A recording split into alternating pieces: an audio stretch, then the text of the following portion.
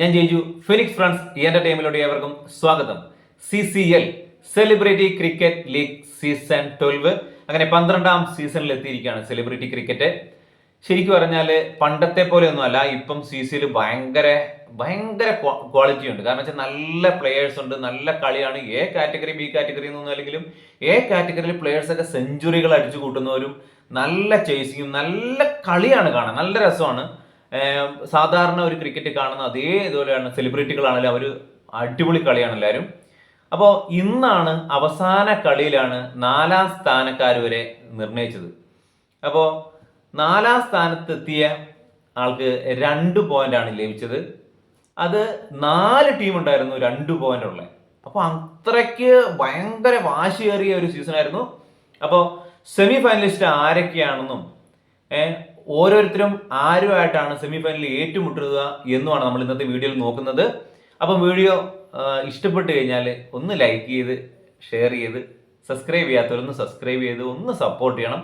നിങ്ങളുടെ സപ്പോർട്ടാണ് ഏറ്റവും വലുത്. നിങ്ങളുടെ അഭിപ്രായം എന്താണെങ്കിലും കമൻറ്റ് ആയിട്ട് അറിയിക്കുക. നമുക്ക് വീഡിയോയിലോട്ട് കിടക്കാം. ഏറ്റവും ആദ്യം നമ്മൾ 1ാം സ്ഥാനത്തെത്തിയ ടീം, അതാണ് നമ്മൾ നോക്കുന്നത്. 1ാം സ്ഥാനത്തെത്തിയ നമ്മുടെ കർണാടക ബുൾഡോസേഴ്സ് ആണ്. അവര് 3 കളികളിൽ 3ഉം വിജയിച്ചു. കർണാടക പഞ്ചാബുമായിട്ട് ആദ്യത്തെ കളിയിൽ 31 റൺസിനാണ് കർണാടക വിജയിച്ചത്.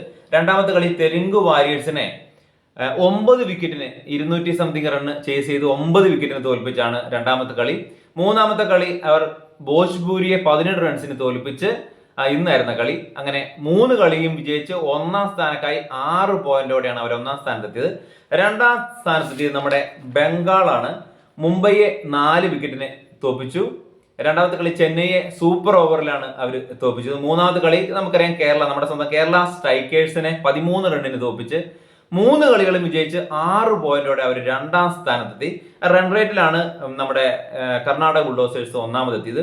3ാം സ്ഥാനത്തെത്തിയത് നമ്മുടെ സ്വന്തം കേരള സ്ട്രൈക്കേഴ്സ് ആണ്. മുംബൈയെ 5 വിക്കറ്റിന് ഫസ്റ്റ് കളിയിൽ തോൽപ്പിച്ചു. രണ്ടാമത്തെ കളി ബംഗാളിനോട് 13 റണ്ണിന് തോറ്റു.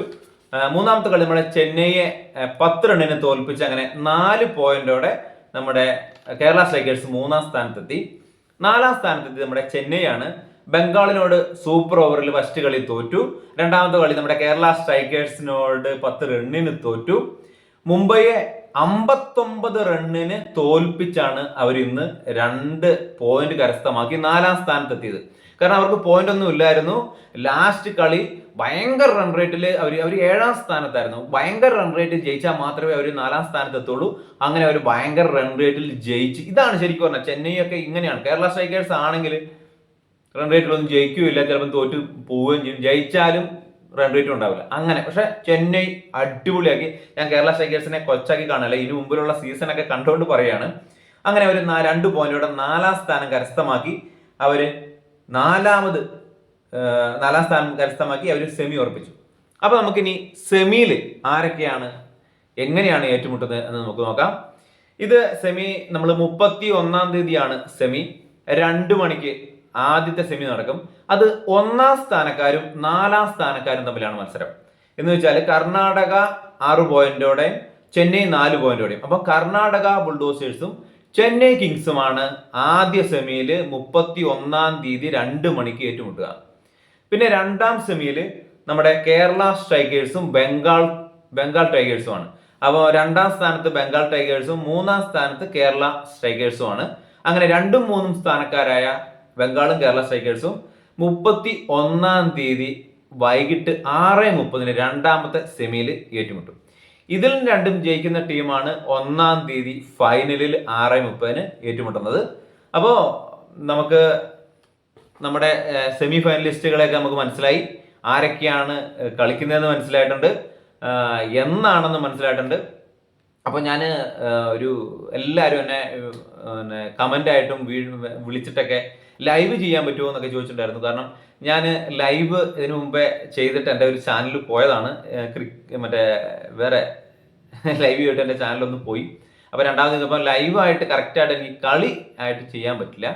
അതല്ല എന്നുണ്ടെങ്കിൽ കമൻട്രി പോലെ എങ്ങാനും ചെയ്യാൻ പറ്റുമോ എന്ന് ഞാൻ നോക്കാം. അത് ആർക്കെങ്കിലും താല്പര്യമുണ്ട് കാണുമെന്നുണ്ടെങ്കിൽ ഞാൻ ലൈവ് ചെയ്യാൻ വേണ്ടി ശ്രമിക്കാം. ഞാൻ ഉറപ്പ് പറയുന്നില്ല. നിങ്ങൾ എന്താണെങ്കിലും നിങ്ങളുടെ അഭിപ്രായം കമൻ്റായിട്ട് അറിയിക്കുക. അപ്പം നമുക്ക് മറ്റൊരു വീഡിയോ ആയിട്ട് വരാം. അത് ബൈ.